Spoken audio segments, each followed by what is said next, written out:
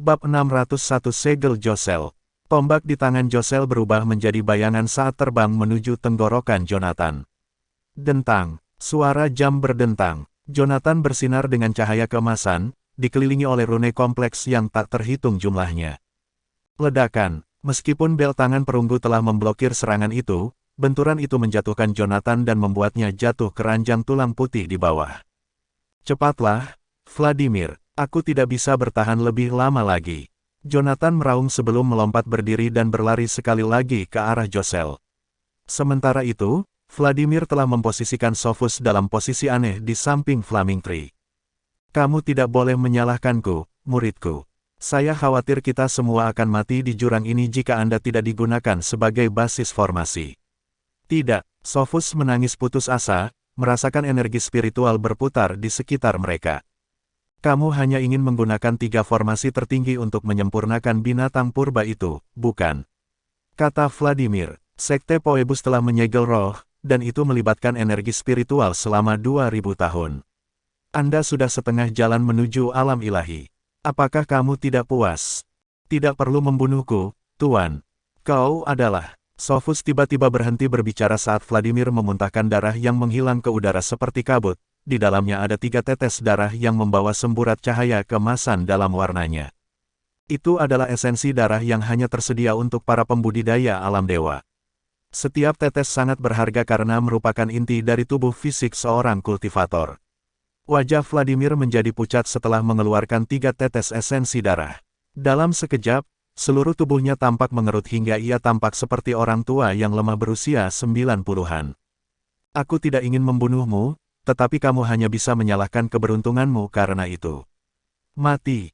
Vladimir meraih 3 tetes esensi darah dan menarik jarinya ke tubuh Sophus dengan kecepatan tinggi.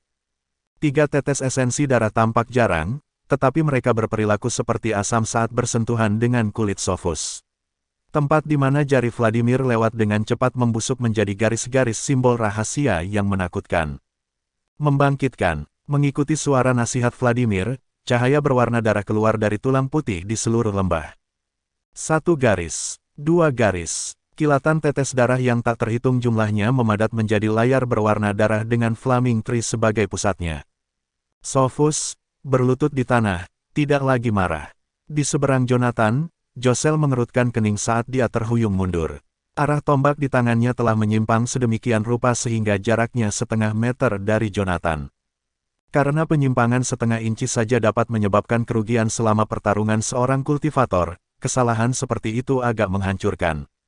Jonathan mengayunkan pemukulnya tanpa ampun ke tengkorak Josel. Bang! Josel terhempas ke dalam hutan di bawah setelah bunyi gedebuk yang memuakkan. Jonathan berbalik untuk pergi setelah bunyi gedebuk menandakan tabrakannya dengan tanah hutan. Dia dengan jelas merasakan sejauh mana kultivasi Josel pada saat itu, dia berada di alam ilahi. Segel berhasil. Sebelumnya, dia tidak mungkin mengetahui tentang tingkat kultivasi Josel. Namun, tingkat kultivasinya telah ditekan ke alam ilahi pada saat itu. Oh, raungan kemarahan bergema di langit meletus dari hutan pegunungan. Kemudian, sesosok tubuh melesat keluar menembus kabut di tengah-tengah dahan yang berderak dan bebatuan yang berjatuhan ke arah Jonathan. Dentang, serangan kuat mengirim Jonathan selusin meter ke udara. Di bawah Jonathan adalah binatang iblis aneh dengan kepala Josel tetapi memiliki bulu abu-abu di sekujur tubuhnya. Jonathan, kamu akan mati. Binatang iblis itu terdengar serak. Jika tidak ada kepala Josel, Jonathan tidak akan pernah mengaitkannya dengan gadis yang dikenalnya.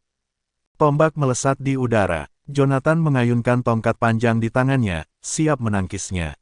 Vladimir, di sisi lain, berdiri di bawah di tengah pohon flaming dengan kedua tangan terkatup rapat. Daun mawar merah menyala menari-nari tertiup angin dan berubah menjadi garis-garis cahaya di seluruh langit saat mereka terbang menuju Josel. Kami membutuhkan esensi darah dari 1 orang lagi. Suara Vladimir bergemuruh melintasi langit dan bumi. Formasi itu akan memperlambatnya paling lama 10 menit. Jika kamu ingin hidup, tangkap salah satu dari 2 orang yang tersisa. Cahaya merah redup mengelilingi Josel, yang tidak bergerak sedikit pun tidak peduli bagaimana dia menyerangnya. Jonathan menatap gerakan tak henti-hentinya dedaunan merah dari atas lembah, tapi dia tenggelam dalam pikirannya. Dia telah mendengar kata-kata terakhir Sophus dan mengetahui bahwa formasi itu bukan untuk menyegel iblis. Sebaliknya, itu adalah formasi yang dibentuk oleh Sekte Phoebus untuk menyegel binatang purba dan menjara sumber daya spiritualnya. Itu menjelaskan bagaimana Sophus membuat kemajuan seperti itu dalam 2 tahun. Setelah menatap Josel yang terperangkap di kejauhan, Jonathan berbalik dan pergi setelah berpikir sejenak. Baik dan jahat, benar dan salah semuanya harus mengambil tempat duduk belakang dalam menghadapi kelangsungan hidup. Saya juga akan mati jika saya tidak memikirkan cara untuk membantu Vladimir menyegel Josel dalam 10 menit. Irving dan Lauren berlari dengan kecepatan tinggi di bentangan pegunungan. Aku berhutang pada Jonathan untuk ini, kata Irving dingin sambil memeluk Lauren. Aku akan membiarkan dia pergi jika dia berada dalam belas kasihanku, tapi aku pasti tidak akan membantunya. Saya menyarankan Anda untuk tidak melakukan hal yang sama. Ada perbedaan mendasar antara keluarga terhormat dan kantor Asura. Selain itu, perbedaan itu saling bertentangan dan tidak dapat hidup berdampingan. Apakah menurutmu ayahmu akan mendengarkanmu jika kamu menyuruhnya untuk tidak melawan Jonathan? Atau mungkin Anda mengira Jonathan akan menyelamatkan keluarga Blackwood dan membiarkan Anda berkuasa setelah dia menyingkirkan keluarga terhormat lainnya? Berhenti bermimpi. Kamu tidak bisa menggulingkan kekuatan sebesar itu. Meskipun dia tahu Irving hanya menyatakan fakta, Lauren tidak mau menerima kata-katanya. Sebelum dia bisa membuka mulutnya untuk membalas, sebuah suara yang jelas terdengar dari samping pasangan itu. Biarkan aku meminjammu sebentar, Irving. Pasangan itu merasakan lingkungan mereka menegang dengan keras pada suara baru itu dan menjadi terpaku kuat di tempat pada saat berikutnya. Jonathan melemparkan buah ke tangan Lauren dan mencengkeram kera Irving sebelum berbalik untuk pergi. Masuk ke dinding kabut terluar, dia menginstruksikan padanya. Pergilah segera setelah formasi menghilang. Jangan lupa apa yang kau janjikan padaku. Jonathan dan tawanannya kemudian menghilang saat Lauren mendapatkan kembali ketenangannya. Rasa getir buah di mulutnya mengirimkan energi spiritual murni membanjiri tenggorokannya. Mata Lauren melebar saat dia melahapnya. Meskipun energi spiritual tidak menyembuhkan lukanya, setidaknya cukup untuk menariknya sampai dia tiba di perbatasan jurang. Lebih dari separuh daun pohon flaming di lembah telah berubah menjadi cahaya dan memenuhi perisai roh yang menyegel Josel. Vladimir panik pada perubahan halus aura di sekitarnya. Sudah 5 menit, dan dia akan mati di sana setelah semua daun pohon flaming jatuh jika Jonathan masih belum muncul saat itu. Ini dia datang. Jonathan muncul sekali lagi dengan Irving yang tidak sadarkan diri dari lereng di sebelah kiri mereka ketika hampir tidak ada lagi daun pohon flaming. Lempar dia padaku, cepat, teriak Vladimir dengan penuh semangat. Namun, Jonathan menggelengkan kepalanya. Beri aku pilnya dulu. Bab 602 Rune. Vladimir membeku saat dia menatap Jonathan. Apakah kamu mengerti apa yang terjadi, Jonathan? Setiap detik penundaan berarti 1 detik lagi mendekati kematian kita. Apakah Anda yakin ingin bernegosiasi dengan saya pada saat seperti ini? Jonathan mengangkat bahu. Kita tidak perlu bernegosiasi. Lepaskan saja Josel. Saat dia berbicara, Jonathan menjatuhkan Irving dan duduk bersila di atas batu seolah dia sedang menikmati pertunjukan. Kamu kecil, teriak Vladimir dengan gigi terkatup. Tetapi pemandangan pohon flaming yang hampir telanjang menyebabkan dia mendapatkan kembali ketenangannya. Dia membungkus pil dengan energi spiritual dan mengirimkannya ke Jonathan. Namun, Jonathan menggelengkan kepalanya saat pil itu sampai di tangannya. Ini tidak sama dengan pil yang saya minum bertahun-tahun yang lalu. Karena Anda enggan bekerja sama, saya tidak bisa menyerahkannya. Cukup, Vladimir mengutuk. Apakah kamu benar-benar tahu apa yang kamu bicarakan? Ini adalah pil yang Anda konsumsi. Kita semua akan mati di sini jika kamu tidak percaya padaku. Jonathan menyeringai pada Vladimir yang marah karena marah. Tenang, saya terluka parah saat itu dan tidak tahu apa yang saya konsumsi. Saya tidak akan mengetahuinya bahkan jika Anda hanya memberi saya satu secara acak. Itulah mengapa saya harus terlebih dahulu memverifikasi keasliannya. Petik 2.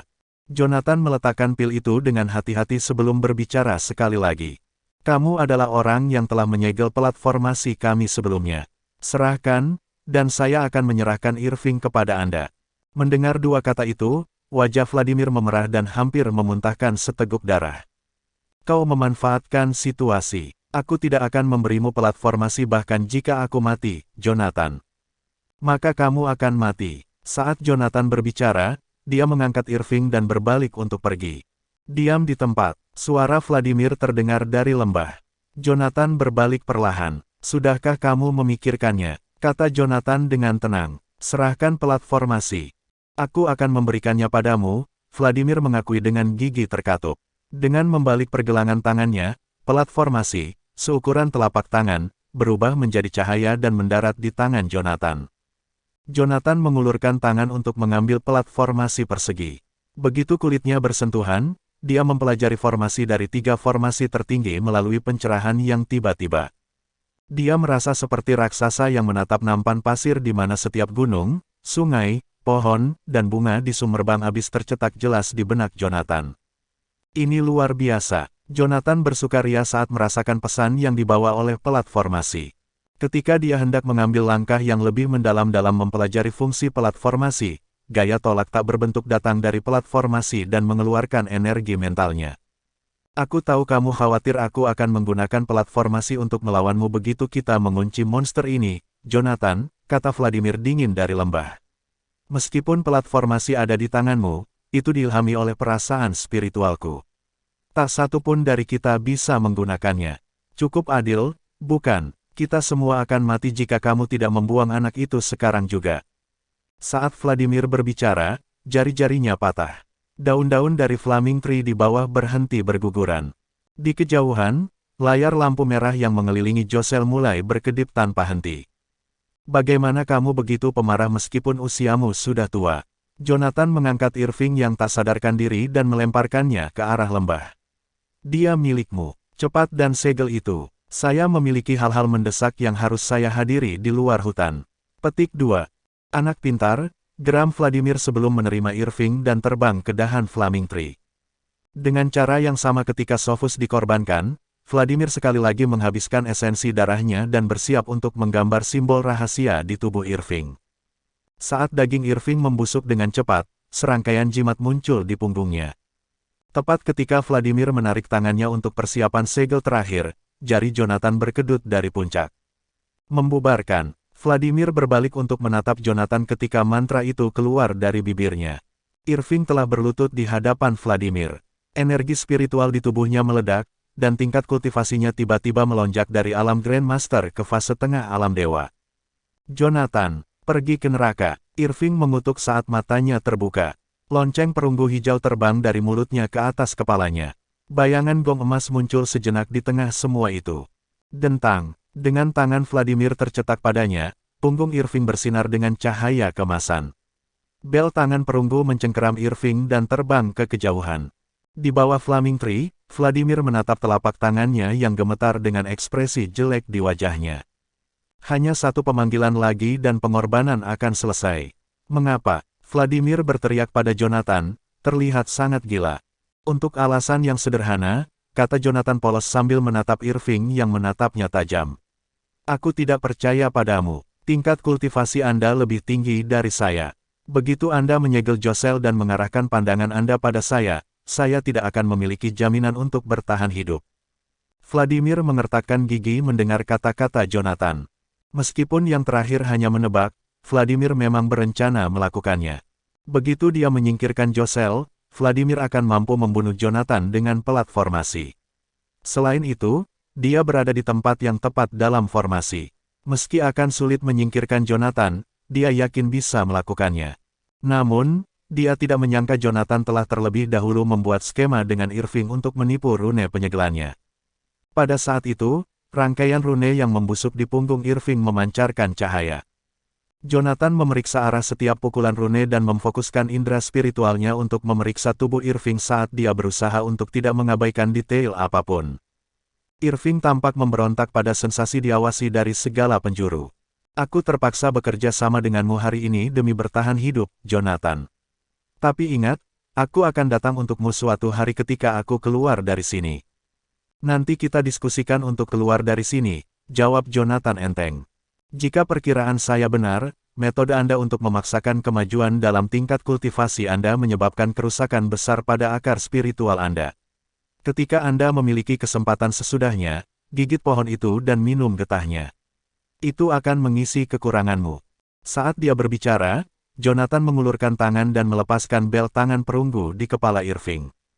Seperti yang aku duga, selain pemanggilan terakhir, yang bersifat universal, metode penyegelannya berbeda setiap saat. Meskipun saya tidak tahu prinsipnya, saya bisa menyalin rune Vladimir dengan sempurna. Yang perlu kita lakukan selanjutnya adalah menangkapnya. Berapa lama peningkatan level kultivasi Anda bertahan? Tatapan Irving menunjukkan sedikit keraguan saat dia memandang Jonathan. Kamu tidak mempercayai Vladimir, Jonathan, dan aku tidak mempercayaimu.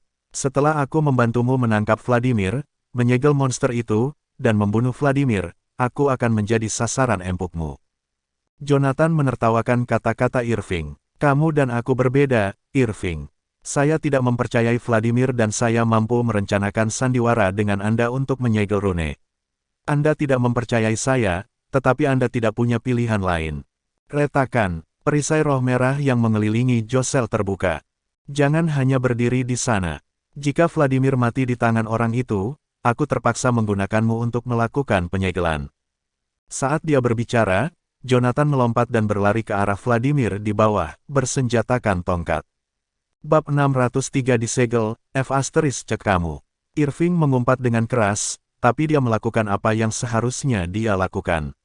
Dia melompat dari tebing. Saat berada di udara, dia mengumpulkan energi spiritual eksternal dengan cepat dan membentuknya menjadi dua sayap tak terlihat sebelum meletakkannya di lengannya. Lusinan percikan kecil muncul di sayap itu, dan itu tampak agak menakutkan dari kejauhan. Di sana, di pegunungan, indera spiritual Jonathan mendeteksi keberadaan Irving. Hal itu membuat Jonathan menyeringai. Irving sudah habis-habisan, jadi Jonathan bisa merasakan sensasi kesemutan meski jaraknya lebih dari 10 meter. Ia justru merasa lebih tenang saat merasakan kehadiran Irving. Tahan monster itu. Saya akan berurusan dengan Vladimir. Staf Jonathan menjadi lebih panjang saat dia berbicara. Hanya butuh sekejap mata bagi staf untuk mencapai panjang beberapa meter. Membunuh mereka. Raungan marah keluar dari bibir Jonathan. Dia melambaikan tongkatnya dan menyalakan api sebelum menyerang Vladimir dan membidik kepala yang terakhir. Menangkap. Vladimir melambaikan tangannya, dan cahaya putih bertindak seolah-olah memiliki pikirannya sendiri saat mengejar tongkat Jonathan. Setelah itu, Vladimir sendiri berbalik untuk pergi. Pengocok ekor kuda bergerak dengan cara yang aneh, tapi itu masuk akal. Vladimir terluka saat bertarung melawan Josel, jadi dia tidak bisa menyerang secara efektif. Itulah mengapa dia bisa membuat cahaya putih menelan langit lebih awal, tapi sekarang, yang paling bisa dia lakukan adalah memanggil sinar cahaya setebal lengan. Staf Jonathan terpengaruh, tetapi hanya tertahan sesaat. Cahaya putih memudar segera setelah nyala api yang kuat menelannya. Api membakar segalanya, mengubah apa yang tampak seperti cahaya tak berwujud menjadi kocokan ekor kuda. Setelah kehilangan semua kekuatannya, kocokan ekor kuda jatuh ke lantai. Vladimir terluka dan muntah darah setelah senjatanya dihancurkan. Pertempuran melawan Josel telah melemahkannya dan kehilangan senjatanya, platformasi dan kocokan ekor kuda semakin melemahkannya. Tingkat kultivasinya sedikit lebih tinggi dari Jonathan, tetapi setelah melalui semua itu, Vladimir tidak lagi cocok melawan Jonathan. Yang terakhir melihat bagaimana yang pertama berjalan seolah-olah hidupnya bergantung padanya. Itu memperjelas bahwa Vladimir tidak memiliki apa-apa lagi di lengan bajunya. Itu juga mengapa Jonathan menolak untuk membiarkannya melarikan diri. Sekarang setelah kehilangan platformasi, Vladimir tidak lagi memiliki kemampuan untuk berteleportasi ke tempat lain. Oleh karena itu, hanya butuh beberapa saat bagi Jonathan untuk mengejar ketinggalan. Minggir, Vladimir merasakan kehadiran Jonathan, jadi dia mengeluarkan belati dari sakunya dan mengayunkannya sebelum melemparkannya ke arah Jonathan. Meledak, saat Vladimir berteriak, belatinya bereaksi terhadap suaranya dan langsung meledak. Dia mengorbankan barang-barang magisnya untuk melindungi dirinya sendiri. Saya kira dia benar-benar tidak memiliki apa-apa lagi di lengan bajunya. Jonathan merasa lebih nyaman ketika dia melihat belati meledak menjadi potongan-potongan kecil. Keraguan apapun yang dia miliki menghilang. Dia melambaikan tangannya dan melemparkan tongkatnya sambil membidik bagian belakang kepala Vladimir. Bang! Suara keras datang. Vladimir terbang ke udara dan jatuh ke tepi hutan. Irving, yang berada di dekatnya, bergerak seolah-olah dia adalah layang-layang dengan tali putus. Kedua sosok itu tumpang tindih, dan pada saat itu, Jonathan memfokuskan pandangannya pada tongkatnya. Dia bahkan tidak melihat orang-orang itu sebelum melemparkan senjatanya. Api menelan tongkat saat mereka menari di udara dan berputar-putar sebelum menabrak Josel. Sayangnya, Josel dengan mudah menghentikan stafnya meskipun memiliki kekuatan luar biasa. Cara Josel menangkap tongkat membuatnya tampak lemah seperti tangkai bunga. Mengaum, itu adalah raungan monster, dan itu mendorong tongkat yang dimiliki Josel untuk terbang kembali ke pemiliknya. Jonathan mengubah pendiriannya. Dia mengeluarkan energi spiritualnya dan memaksa dirinya untuk bergerak sejauh setengah meter saat di udara. Saat dia mendarat, dia melolong pada Irving, yang berdiri agak jauh. "Oi, Irving, aku ingin kamu menjauhkannya dariku, atau aku tidak akan bisa menggambar rune." "Oh ya ampun, benarkah?" kata Irving sinis sebelum mengumpat. "Kita tidak akan membutuhkan rune jika aku cukup kuat untuk menahan idiot itu." Irving mengambil benda magis di lantai dan memaksa kekuatan di tubuhnya melonjak melalui dirinya. Setelah itu, dia melompat sekali lagi dan mengejar Josel lagi. "Dalam keadaan ini, paling banyak aku bisa bertahan selama 3 menit lagi. Aku akan melakukan yang terbaik untuk mengendalikan monster ini. Jika kamu belum selesai menggambar rune saat itu, kita berdua akan mati." Jonathan mengertakkan gigi saat melihat Irving berlari melewatinya seperti itu. Yang pertama membunyikan bel tangan perunggu yang dia bawa segera. Maju, lonceng perunggu terbang ke depan, dan saat menuju ke Irving, dia meraihnya. Bel tangan perunggu adalah garis pertahanan terakhir Jonathan, dan dia hanya memberikannya kepada Irving karena dia tidak punya pilihan lain.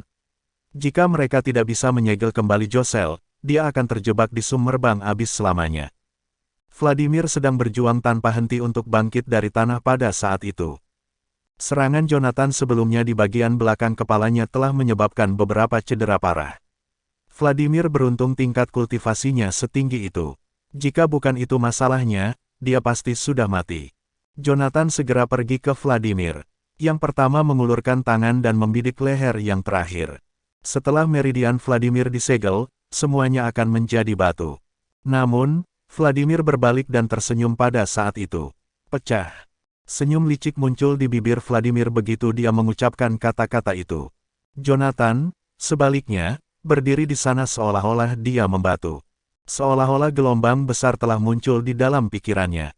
Dia mengalami siksaan mental yang intens di mana pikirannya terpecah. Di satu sisi, seolah-olah seseorang menggunakan pisau tumpul dan menggali ke dalam kepalanya. Jonathan bisa melihat setiap gerakan yang dilakukan Vladimir, tapi dia terjebak di sana. Yang bisa dilakukan oleh yang pertama hanyalah berjuang tanpa henti dalam pikirannya. Itu adalah serangan terhadap pengertian spiritual. Laurin memperingatkannya tentang langkah seperti itu sebelumnya. Sophus menciptakannya, dan karena Vladimir adalah mentornya, wajar jika Vladimir juga menguasai teknik itu. Jonathan selalu membawa bel tangan perunggu, jadi pembelaannya bisa dibilang sempurna. Itu juga mengapa dia tidak pernah terlalu memperhatikan peringatan Laurin. Sayangnya, dia memberi Irving bel tangan perunggu lebih awal, dan itu menyebabkan dia rentan terhadap gerakan Vladimir. "Aku mencoba menyelamatkan hidupmu, Jonathan, tapi kamu tidak menghargai kesempatan yang diberikan padamu. Sekarang, saya akan menggunakan Anda sebagai domba kurban. Esensi darah dari ahli alam dewa sepertimu lebih dari cukup untuk menyegel semuanya.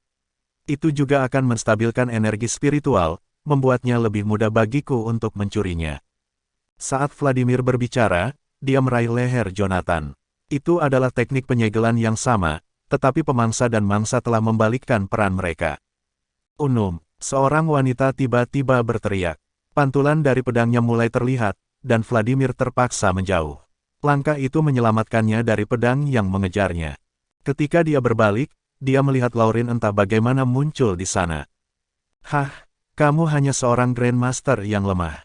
Apakah Anda benar-benar berpikir Anda memiliki apa yang diperlukan untuk menjatuhkan saya? Pergi ke neraka." Vladimir meraung marah. Dia menyelimuti tangan kanannya dengan energi spiritual dan langsung menyerang Laurin. Keheningan turun segera setelah itu. Vladimir memegang pedang Laurin di tangannya dan menusukkannya ke perutnya. "Hah, badut sepertimu tidak punya tempat di sini." Vladimir tersenyum ketika dia berbalik, tetapi yang dia lihat hanyalah cahaya keemasan yang dilemparkan ke wajahnya. "F*** cek kamu," Jonathan memegang batu bata emas dan menggunakannya untuk menyerang bagian belakang kepala Vladimir. Pukulan itu begitu berat hingga membuat Vladimir terbang. Satu-satunya benda berguna yang bisa ditemukan Jonathan di cincin Rory adalah tongkatnya, yang juga merupakan benda ajaib. Semuanya berantakan, jadi Jonathan bahkan tidak bisa menemukan senjata tajam. Sebelumnya, dia harus menggigit dan menekan rasa sakit di benaknya. Dia menyisihkan beberapa pengertian spiritual dan mencari ruang penyimpanan, tetapi pada akhirnya, satu-satunya hal berguna yang dapat dia temukan adalah batu bata emas. Dia tidak punya pilihan, perasaan spiritualnya sedang diserang, sehingga energi spiritualnya berkurang. Oleh karena itu, satu-satunya hal yang bisa dia lakukan adalah menyerang dengan kekerasan. Bab 604 menjadi kaya. Batu bata emas yang dibawa Jonathan kira-kira sekecil batu bata biasa, tapi terbuat dari emas murni, jadi beratnya lebih dari 2 kilogram. Jonathan tidak bisa menggunakan energi spiritualnya untuk memperkuat gerakannya, tetapi dia masih memiliki ototnya sendiri untuk diandalkan. Yang mengejutkan, itu sudah cukup untuk menjatuhkan Vladimir. Vladimir sudah kelelahan saat itu. Itulah mengapa dia tidak bisa menggunakan energi spiritualnya untuk memasang perisai tertipis sekalipun. Jika dia punya, dia tidak akan berbaring di lantai sekarang. Saat dia berbaring di sana, dia mendengar dengungan di kepalanya. Jonathan, sebaliknya, telah berjalan dan duduk di atas perut Vladimir. Dia mengangkat batu bata emas yang dia bawa sekali lagi. Bang! Batu bata emas itu terbang menjauh setelah jatuh ke lapisan energi spiritual yang tak terlihat. Jonathan dikirim terbang pada saat yang sama. Beraninya kau memukulku, Jonathan Goldstein, kamu akan mati hari ini. Pergilah ke neraka, orang tua. Seorang pria melolong dengan nada garang. Irving harus menggunakan bel tangan perunggu untuk bertahan dari pukulan Josel, tetapi dia berhasil menembakkan apa yang tampak seperti panah cahaya. Darah mengalir keluar dari kaki Vladimir sedetik kemudian. Dia terjepit ke tanah, dan perisai pelindung tipis yang dia ciptakan menggunakan energi spiritualnya telah meletus seperti gelembung. Tombak Josel yang tampak aneh telah menembus dan menjepit Vladimir ke tanah. Jonathan berbalik untuk melirik Irving. Saat itulah dia melihat pria itu terlempar ke samping sekali lagi. Apa yang kamu lihat? Energi spiritual saya menipis. Tutup semuanya atau kita semua akan mati. Hanya butuh beberapa saat bagi Irving untuk meninggalkan hutan sekali lagi. Dia membawa tombak api ketika dia mengejar Josel sekali lagi. Jonathan menekan rasa sakit yang hebat di benaknya dan memaksa sedikit energi spiritual yang tersisa di dalam dirinya untuk berkumpul di jarinya. Dia meletakkan jarinya di leher Vladimir. Vladimir langsung layu setelah energi spiritualnya diblokir. Dia berubah menjadi seorang pria tua yang memiliki banyak luka di sekujur tubuhnya. Segalanya baik-baik saja ketika energi spiritualnya yang sangat besar mendukungnya. Sekarang setelah energi spiritual disegel, seorang lelaki tua yang rapuh seperti Vladimir tidak dapat bertahan hidup lagi.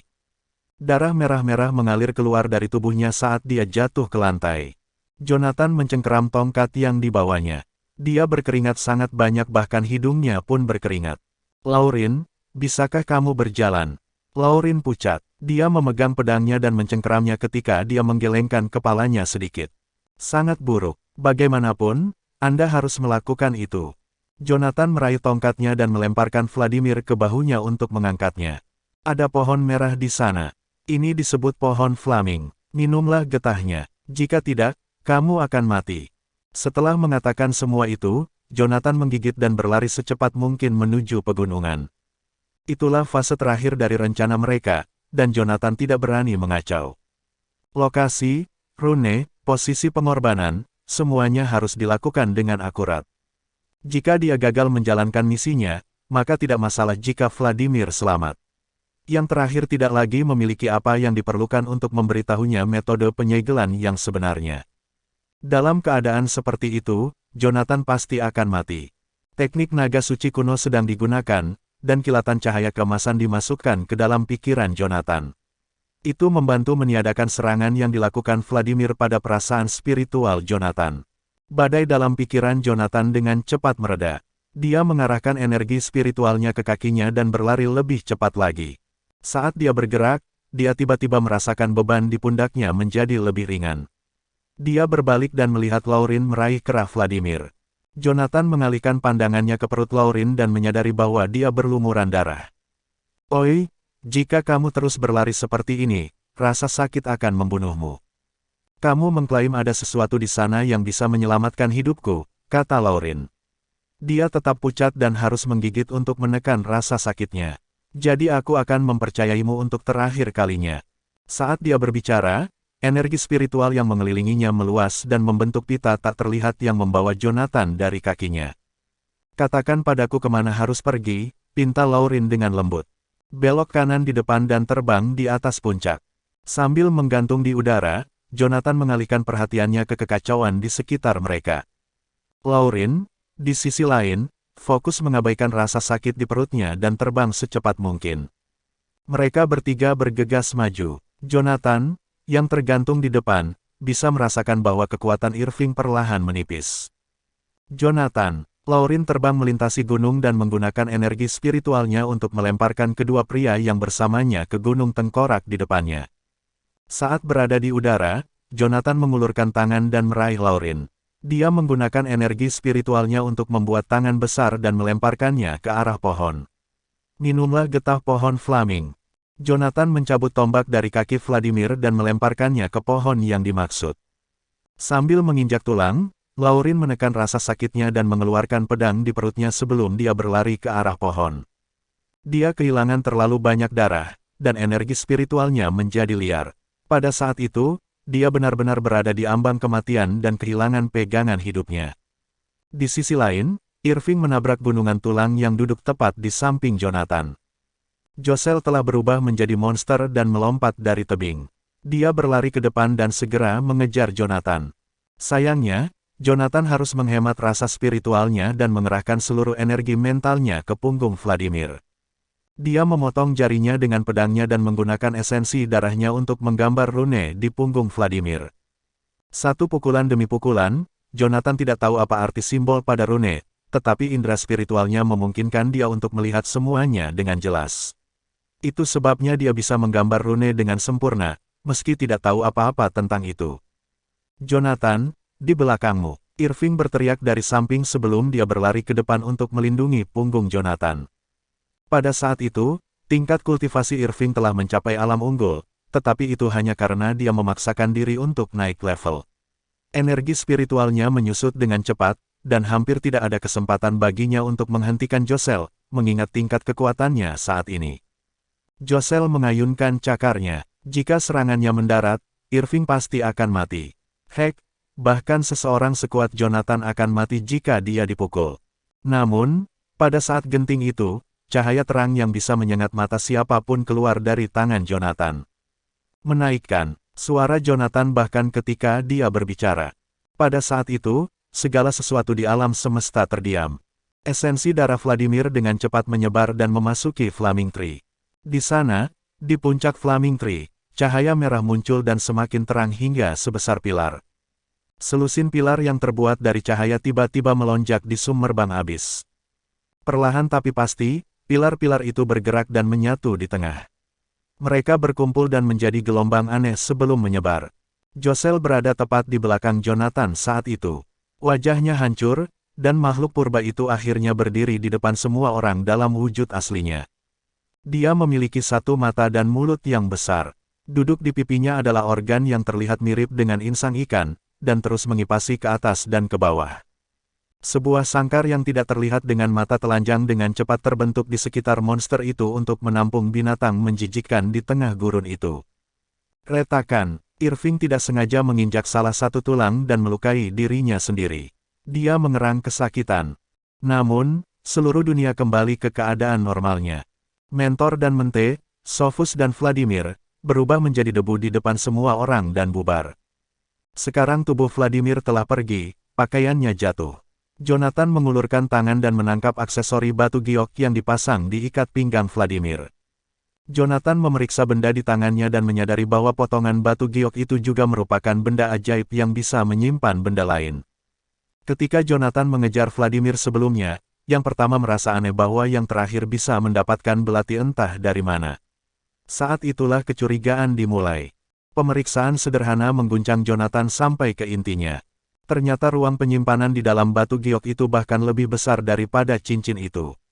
Lebih baik lagi, Ruang di batu giok itu dipenuhi dengan benda-benda magis. Apakah ini semua yang dikumpulkan Sekte Phoebus selama 2000 tahun terakhir? Astaga, aku akan menjadi kaya.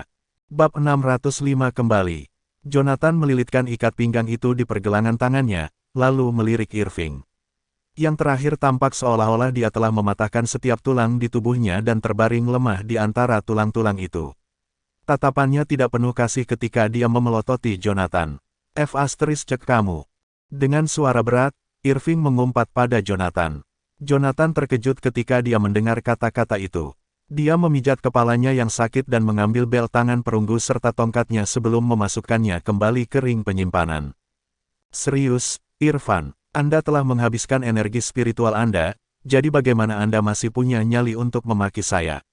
Apakah kamu tidak khawatir aku akan membunuhmu? Jadi apa? Aku akan memakimu sampai nafas terakhirku, keluh Irving. Dia memelototi Jonathan lagi. Jika tatapan bisa membunuh, Jonathan pasti akan mendorong bunga aster sekarang. Setelah itu, Irving berkata, saya sudah memikirkannya. Mengingat cedera saya, tidak ada yang bisa saya lakukan jika Anda benar-benar ingin saya mati. Tidak ada jumlah mengemis yang akan membantu. Di sisi lain, jika kamu tidak berniat membunuhku, maka kutukanku juga tidak akan mengubah pikiranmu. Jadi, singkatnya, persetan denganmu. Anda, Vladimir, dan Sophus semuanya adalah bajingan tercela yang tidak menunjukkan belas kasihan ketika Anda menipu orang lain. Keluarga Osborn seharusnya membunuh setiap Jerax sepertimu. Irving telah kehilangan semua energi spiritualnya dan telah menyerah pada semua harapan, jadi dia benar-benar melepaskannya. Tidak ada yang bisa dilakukan Jonathan kecuali mendesah dan mengabaikan kutukan Irving. Ayo, aku akan memberimu getah itu untuk menyembuhkanmu. Saya pria yang memegang kata-kata saya, dan saya lebih suka Anda tidak menyebut saya pembohong. Jonathan menyeret Irving ke Flaming Tree. Laurin sedang duduk di samping pohon dan menyesuaikan energi spiritual di dalam dirinya. Jonathan melirik tombak dengan bentuk yang aneh. Itu tersangkut di pohon pada saat itu dan tidak terlihat seperti benda tajam dan kuat yang sebenarnya. Pada saat itu tidak lebih dari sebuah tongkat kayu yang diikatkan pada tulang monster yang tajam. Namun, tidak dapat disangkal bahwa tombak itu jauh lebih banyak beberapa saat yang lalu. Jonathan ingin mengambil tombak itu, tetapi ketika dia menariknya sedikit, bagian kayu dari tombak itu langsung pecah. Apakah itu berarti tombak ini hanya akan kuat jika terkena esensi dari binatang purba? Jonathan memindai barang-barang yang disimpan di batu giok Vladimir, tetapi dia tidak mempelajari sesuatu yang berguna. Dia juga tidak tahu bagaimana tiga formasi tertinggi dan binatang buas kuno terhubung. Sekarang dia telah membunuh Sophus dan Vladimir, sepertinya tidak ada yang tersisa untuk memberitahunya apa yang sedang terjadi. Pemikiran itu mendorong Jonathan untuk memanggil Belati kepadanya dan menusukkannya ke Flaming Tree. Belati itu menggali jauh ke dalam batang pohon, mendorong getah mengalir perlahan keluar darinya. Jonathan menggunakan energi spiritualnya untuk mengendalikan dan meminum beberapa tetes getah itu. Begitu dia menelan getahnya, itu berubah menjadi energi murni dan dimasukkan ke dalam tubuhnya. Ya ampun! Ini luar biasa. Mata Jonathan berkaca-kaca. Dia dengan cepat meminum lebih banyak getah itu. Di sisi lain, Irving duduk di sana dan tampak seolah-olah dia tidak punya alasan untuk hidup. Oi, aku akan berhenti mengumpat. Beri aku sedikit getah itu, tolong. Perasaan spiritual Vladimir di dalam platformasi telah memudar sepenuhnya, jadi Jonathan memiliki kendali penuh atas item magis, serta semua informasi yang tersimpan di dalamnya. Sejak hari itu, Jonathan memiliki kendali penuh atas sumber Bang Abis. Dia mengatur semuanya, dan segera, ketiganya berjalan melewati kabut putih tanpa masalah. Laurin benar-benar menangis terseduh-seduh saat melihat tanaman di luar tempat terbengkalai itu. Grandmaster di sana, terlepas dari apakah mereka anggota sekte kuno atau bagian dari keluarga terhormat, akan melihat Laurin sebagai VIP. Itu sangat kontras dengan hidupnya di dalam sumber Bang Abis. Di sana, dia hanyalah orang lemah yang bisa dibuang yang kelangsungan hidupnya tidak bisa dijamin. Dia melewati lusinan situasi hidup dan mati dalam 2 hari yang dia habiskan di sana. Itu sangat mengerikan, bahkan ketika dia meninggalkan kabut bersama Jonathan, dia dan Irving sama-sama bertanya-tanya apakah Jonathan akan membunuh mereka sebelum mereka berhasil keluar. Itu adalah asumsi yang masuk akal karena rahasia yang dimiliki Summerbang Abyss terlalu besar. Jika ada keluarga terhormat yang mencari tahu tentang sumber daya luar biasa di tempat itu, semuanya akan menjadi bencana. Flaming Tree sendiri memiliki kemampuan untuk menyelamatkan seseorang dari ambang kematian dan mengisi kembali energi spiritual secara instan. Itu sudah cukup untuk membuat setiap individu yang haus kekuasaan menjadi gila. Sekarang setelah mereka keluar dari Summerbang Abyss, Irving dan Lauren akhirnya bisa santai. Jonathan bisa saja membunuh mereka di sana. Dia tidak perlu menyelamatkan mereka, jadi tidak mungkin dia memiliki niat membunuh sama sekali. Jonathan Goldstein, Anda mungkin telah menyelamatkan hidup saya, tetapi Anda juga menipu saya. Kita genap sekarang. Irving membungkuk sopan kepada Jonathan. Keduanya berdiri di samping kawah yang dalam saat itu.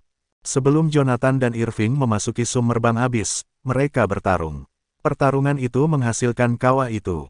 Siapa sangka perasaan mereka satu sama lain akan berubah drastis ketika mereka berdiri di tempat yang sama sekali lagi. Oke, kita impas sekarang, jawab Jonathan sambil nyengir. Irving berbalik dan menatap kabut selama beberapa waktu sebelum dia menghela nafas dan berjanji, kamu tidak perlu khawatir tentang apa yang terjadi di sana. Saya tidak akan memberitahu siapapun. Setelah mengatakan semua itu, dia melompat dan menghilang ke dalam hutan. Lauren, yang berdiri di samping, sedikit menggosok matanya. Jonathan, aku berjanji akan bergabung dengan kantor Asura dan memberitahumu segalanya tentang keluarga terhormat. Namun, sebelum saya melakukan itu, bisakah saya memiliki waktu 3 hari untuk menyelesaikan semuanya terlebih dahulu? Saya ingin kembali dan berbicara dengan ayah saya. Lagi pula ini masalah serius, dan aku benar-benar berharap keluarga Blackwood dan kantor Asura tidak berperang.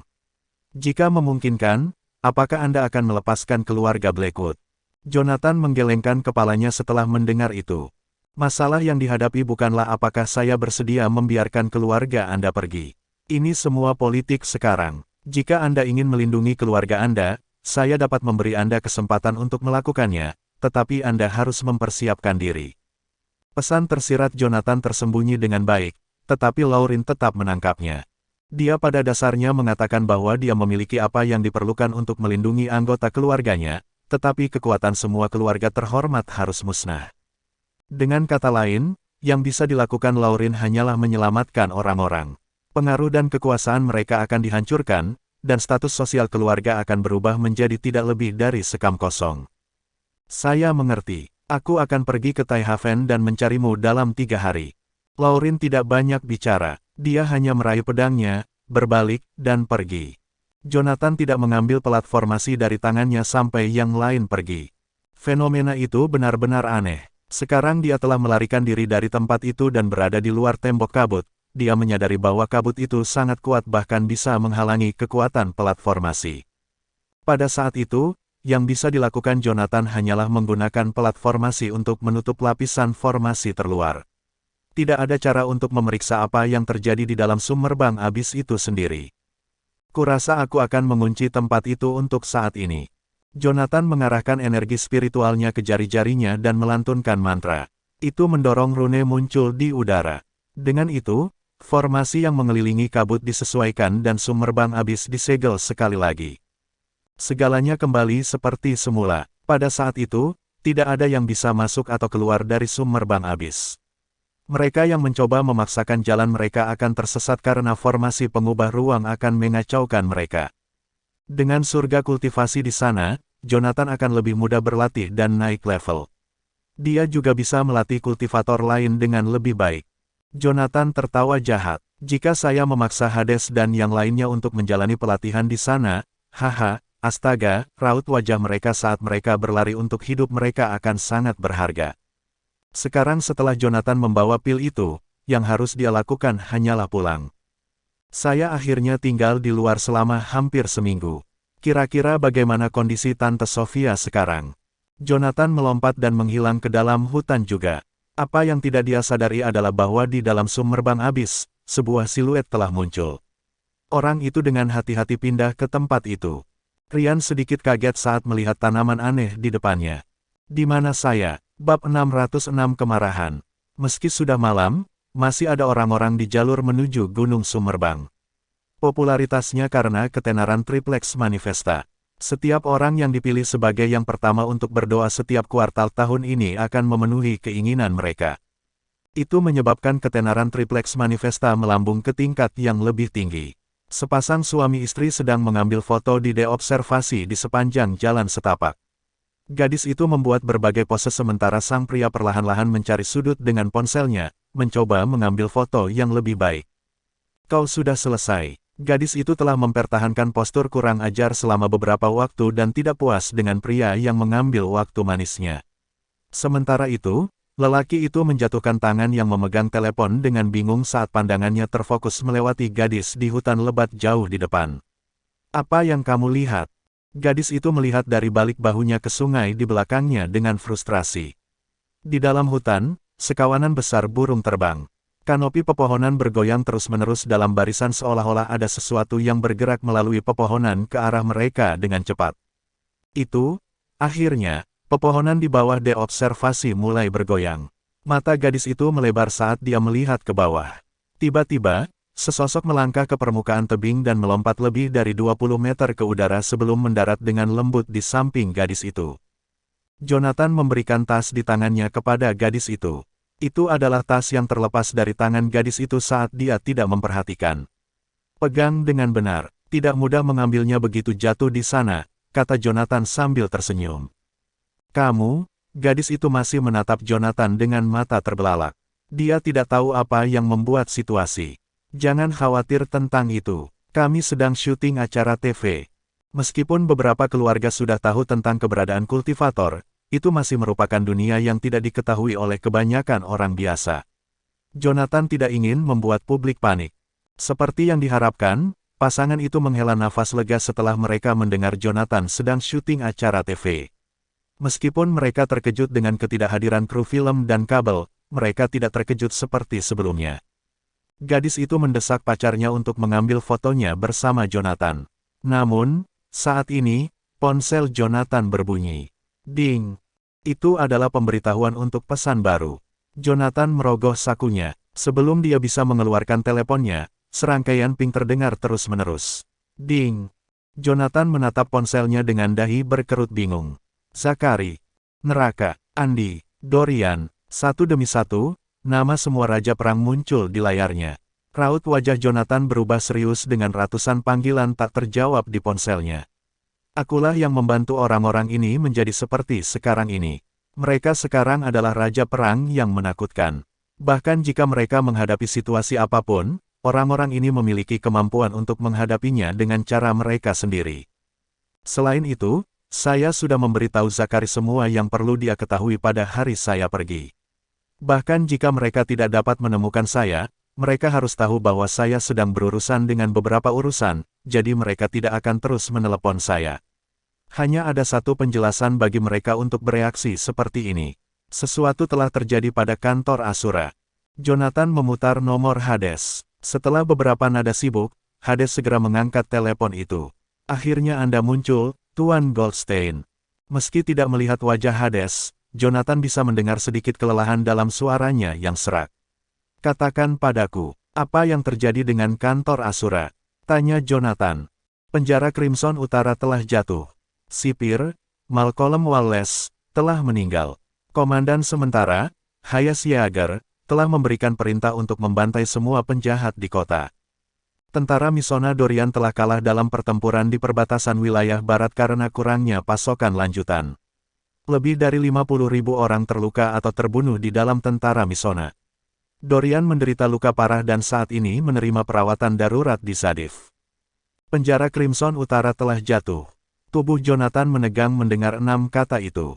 Penjara Crimson Utara adalah penjara yang paling tidak bisa dihancurkan di seluruh Canaya. Itu juga stasiun pasokan terakhir Angkatan Darat Misona. Dorian akan kalah jika tentara wilayah barat mengejarnya. Siapa yang melakukannya? Apakah itu keluarga terhormat atau seseorang dari Yaleview? Meskipun nada suara Jonathan tenang, kemarahan mengalir dalam dirinya. Hampir 80.000 orang tewas dalam insiden di penjara Crimson Utara. Bagaimana saya bisa tetap tenang tentang hutang darah ini? Itu bukan salah satu dari mereka. Keraguan mewarnai suara serak Hades melalui telepon. Katakan padaku, Hades, akulah yang mendirikan kantor Asura. Tidak ada yang tidak bisa saya tangani. Mendengar keraguan-raguan Hades, firasat buruk muncul dalam diri Jonathan. Namun, Jonathan segera menekannya. Dia menolak untuk percaya orang-orang yang dipimpinnya bisa melakukan hal seperti itu. Goldstein, Karl mengirim seseorang untuk melakukannya. Doveston telah jatuh ke tangan Karl. Kami mengetahui bahwa Karl diam-diam menghubungi Remdik. Bahkan, dia sudah mengirimkan keluarga dekatnya ke Remdik. Retakan, suara jelas dari sesuatu yang pecah bergema melalui telepon. Retakan di layar ponsel di tangan Jonathan semakin membesar. Mengerti? Jawab Jonathan dengan santai. Aku akan kembali ke Jadeboro untuk menangani beberapa urusan terlebih dahulu. Tunggu panggilanku. Menatap telepon yang cacat, Jonathan menyimpannya di cincin penyimpanannya dengan pikiran. Mata gadis itu berbinar di tempat kejadian saat dia melihat dari samping. Wow, Anda bahkan tahu bagaimana melakukan sihir. Lakukan yang lain. Jonathan perlahan menoleh untuk melihat gadis itu. Tatapannya tenang seperti danau yang dalam. Takut oleh tatapan Jonathan, gadis itu secara naluriah mundur 2 langkah. Melupakan tebing tepat di belakangnya, dia terpeleset, dan dia jatuh dari tepi tebing. Jonathan mencengkeram kerah gadis itu. Dengan lambaian tangannya, dia melemparkan gadis itu ke lengan pacarnya seolah-olah dia sedang membuang sampah ke tempat sampah. Pasangan itu jatuh ke tanah karena benturan dan mengerang kesakitan. Jonathan menginjak kakinya dengan ringan di tanah dan berlari menuruni jalan setapak, hanya menyisakan bayangan. Apakah kamu gila, Bung? Pria itu mengumpat sambil memegangi pacarnya. Namun, Jonathan sudah tidak ada lagi saat dia mengangkat kepalanya. Matahari sudah terbenam, dan kios serta bisnis di kaki gunung tutup. Sementara itu, Leslie sedang menjejalkan hamburger ke mulutnya di tempat parkir. Kami sudah berkemah di sini selama 2 hari, Kapten Hart. Mungkinkah orang itu melarikan diri? Tidak masalah, kita masih harus tinggal di sini, kata Leslie setelah meneguk minumannya. Semua usahaku akan sia-sia jika kita tidak bisa menangkap Ryan. Ratusan orang terlibat dalam kasus hilang kali ini. Ini adalah melalaikan tugas kita jika kita tidak bisa menangkap pelakunya. Kami tidak dapat memberikan penjelasan kepada publik. Bang, dengan bunyi gedebuk, semua orang berpaling untuk melirik ke jendela mereka. Mereka melihat seorang pria berlumuran darah dengan pakaian compang camping perlahan bangkit berdiri. Itu dia, Ryan, dapatkan dia, seseorang meraung. 8 mobil di tempat parkir langsung membuka pintunya. Satu demi satu, petugas bersenjata keluar dari mobil. Jonathan bersenandung saat dia melantunkan mantranya. Energi spiritual meledak seperti gelombang pasang ke segala arah. Bab 607 dilarang masuk. Dengan Jonathan sebagai jantungnya, gelombang energi spiritual meledak darinya. Petugas polisi hanya merasakan angin sepoi-sepoi menyapu mereka sebelum mereka terpaku di tempatnya. Mereka bahkan tidak bisa menggerakkan jari mereka untuk menarik pelatuk, apalagi menggerakkan tubuh mereka. Perasaan itu seperti kekuatan tak terkalahkan yang menyelimuti seluruh tubuh mereka. Jari Jonathan bergerak sedikit, dan senjata terlepas dari cengkeraman petugas polisi. Mereka melayang di udara dan perlahan berbalik. Moncong menunjuk ke kepala petugas polisi. Hantu, seseorang berteriak. Namun, begitu teriakan keluar dari mulut orang itu, Jonathan segera menutupnya. Jonathan melangkah ke Mercedes-Benz di tempat parkir. Dia membuka pintu, menarik pengemudi keluar dari mobil, dan melemparkannya ke samping. Aku sedang tidak mood, jadi jangan menguji kesabaranku. Jonathan masuk ke dalam mobil, siap berangkat. Kemudian, teriakan datang dari punggungnya. Apakah itu kamu, Jonathan? Perasaan spiritual Jonathan terkunci pada orang yang berbicara. Dia menyadari bahwa Leslie yang ada di dalam van di belakang. Dengan lambaian tangannya, Leslie merasakan tubuhnya menjadi ringan dan bisa bergerak lagi. Dia segera keluar dari mobil dan berlari ke arah Jonathan. Jangan gegabah, Jonathan. Kami tidak di sini untuk Anda. Ini Ryan Leiter. Aku sedang tidak mood. Saya tidak peduli tentang bisnis Anda saat ini. Jonathan menyalakan mesin dan berkata, katakan pada orang-orangmu untuk tidak menggangguku, atau aku akan membunuh mereka. Untuk mobil ini, Anda akan menemukannya di bandara. Begitu dia keluar dari tempat parkir, senjata yang melayang di udara bergemerincing ke tanah, dan anak buah Leslie memulihkan gerakan mereka. Apa yang kalian semua lihat? Kejar dia. Seseorang mengambil pistol dari tanah dan berteriak. Siapa yang mengatakan sesuatu tentang mengejarnya? Leslie memarahi, tidak bisakah kamu melihat dia bukan Ryan? Dia berbelas kasih sebelumnya. Anda meminta kematian jika Anda mengejarnya. Anak buahnya bertukar pandang. Mereka tidak tahu apa yang harus dilakukan pada saat itu. Leslie berbalik dan masuk ke van. Teruslah melihat keluar. Tidak ada yang akan kembali sampai kita menangkap Ryan. Membanting pintu van hingga tertutup, Leslie menghela napas saat mengingat perasaan terpaku di tempat. Kami rakyat jelata tidak memiliki peluang melawan para pembudidaya, gumamnya. Setelah merenung sebentar, Leslie mengangkat teleponnya dan menghubungi nomor ayahnya. Halo ayah, bisakah Anda mengirim pesawat pribadi? Jonathan baru saja turun dari mobil di bandara, dan staf bandara langsung menyambutnya. Staf mengantarnya di sepanjang jalur pribadi ke sebuah pesawat kecil. Jonathan hanya mengangguk ketika mendengar itu adalah pengaturan Leslie dan tidak menjelaskan lebih lanjut. Dia akhirnya mencapai Edenik Heih pada pukul 8 malam. Menurut aturan, kedelapan Raja Perang harus tetap tinggal di tanah mereka tidak peduli apapun keadaannya kecuali itu perang atau mereka menerima perintah transfer. Dengan Zakari terluka parah, kantor Asura telah membatasi pergerakan Raja Perang lainnya. Yang memiliki otoritas tertinggi dalam ketentaraan adalah Letnan Komandan Zakari, Harry. Jonathan dan Harry melewati gerbang Edenik Heih dengan mobil yang sama. Edenik Heih saat ini bukan lagi tempat yang damai dan tenang seperti dulu. 2 tank dan ratusan tentara bersenjata ditempatkan di pintu gerbang. Lahan di dalam mansion telah mengalami perubahan yang lebih mengejutkan. Pepohonan dan rerumputan di salah satu sisi bukit telah terbakar habis. Setiap tanaman hijau di daerah lain dicabut dan diganti dengan lapangan tenda militer, kecuali di sekitar Villa Nomor 2. Goldstein, setelah Anda pergi, area ini menjadi sasaran balas dendam dari para pembudidaya keluarga Osborn. Komandan Lin, Ibu Yasmin, dan Kolonel Carrick semuanya menderita luka kritis. Kami juga memiliki 473 korban. Tidak ada perubahan dalam ekspresi Jonathan. Namun, kilatan dingin bersinar di matanya. Saya belum pernah mendengar jumlah korban yang begitu tinggi sejak kantor Asura mengambil alih pasukan militer setahun yang lalu. Apakah kedamaian beberapa bulan ini adalah hasil dari perang selama hampir 3 tahun?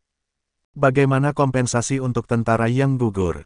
Kami sedang melakukannya. Sampai sore hari ini, kami telah menyelesaikan kremasi semua prajurit yang gugur dan memberitahu keluarga mereka, lapor Harry. Kami masih melakukan triase kepada tentara yang terluka dan lumpuh karena sebagian besar dari mereka masih menerima perawatan. Kita perlu waktu untuk itu. Oke, tingkatkan kecepatan setiap proses. Kami tidak bisa mengecewakan mereka, kata Jonathan. Mobil berhenti di depan Villa Nomor 1. Di balkon lantai 2, Josephine melambai-lambaikan tangannya dengan penuh semangat kepada Jonathan. Dia berbalik dan berlari kembali ke mansion. Sepertinya dia keluar untuk menyambutnya. Namun, Jonathan menoleh ke arah Harry di dalam mobil. Kenapa kamu menghentikan mobilnya? Goldstein, Harry melirik bagian luar Villa Nomor 1 dengan bingung. Bawa aku ke rumah sakit darurat, perintah Jonathan santai. Iya Pak, atas perintah Jonathan, Harry segera meminta sopir mengantar mereka ke Villa No. 8. Setelah mobil pergi, gerbang mansion terbuka, dan Josephine berlari keluar rumah sambil menangis. Namun, dia hanya bisa melihat sekilas lampu belakang mobil yang pergi. Di belakangnya, Emmeline berlari keluar rumah dengan piyamanya. Kamu tidak bisa lari secepat itu, Josephine, tegur Emmeline sambil mengamati perut Josephine dengan gugup. Josephine hanya menatap lampu belakang yang semakin menjauh. Aku melihat Jonathan.